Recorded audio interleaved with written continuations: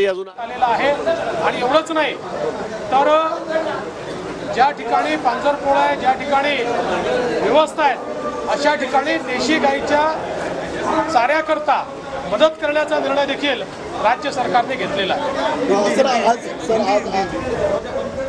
देसी गाय ये हमारे किसानों के लिए एक वरदान है और हमने इसीलिए ये दर्जा देने का निर्णय लिया है।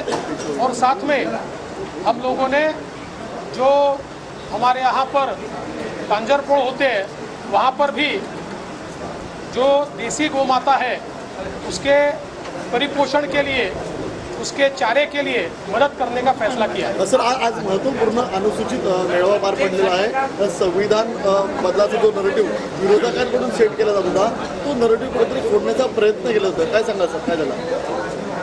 अनुसूचित जाती मोर्चा भारतीय जनता पक्षाचं संमेलन आता झालेलं आहे आणि ज्या प्रकारे संविधान बदलाचा आणि आरक्षण संपेल असा फेक नरेटिव्ह मागच्या निवडणुकीमध्ये काँग्रेस आणि त्यांच्या मित्र पक्षांनी चालवला होता, आज त्यांचा खरा चेहरा उघड झाला आहे। राहुल गांधींनी अमेरिकेमध्ये जाऊन आरक्षण संपवण्याचं जे स्टेटमेंट केलं त्यातनं यांचे खरे दात काय आहेत, यांचा खरा चेहरा काय आहे हा समोर आलेला आहे।